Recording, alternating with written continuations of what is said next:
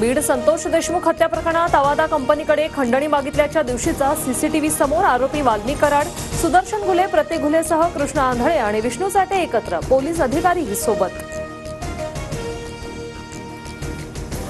रायगडच्या पालकमंत्री पदाबाबत सकारात्मक निर्णय होईल, काळजी करू नका. मुख्यमंत्री दावोस दौऱ्यावरून आल्यानंतर चर्चा करणार, शिंदेंची शिवसेना कार्यकर्त्यांना ग्वाही.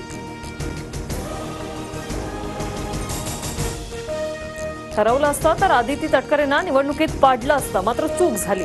सुनील तटकरेंनी शिवसेनेवर केलेल्या टीकेनंतर गोगावलेंचं प्रत्युत्तर. तटकरेंना आपल्यामुळे लीड मिळाल्याचा गोगावले यांचा दावा.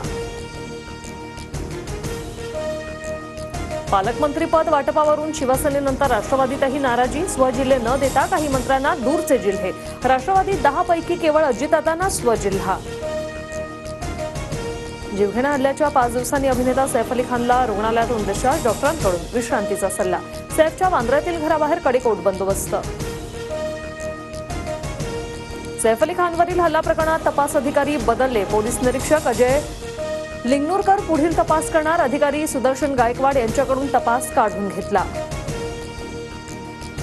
बोगस अर्ज आणि गैरव्यवहारांमुळे 1 रुपयातील पीक विमा योजना बंद करा.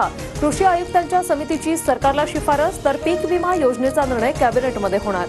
कृषी मंत्री माणिकराव कोकाट यांच्याकडून स्पष्ट.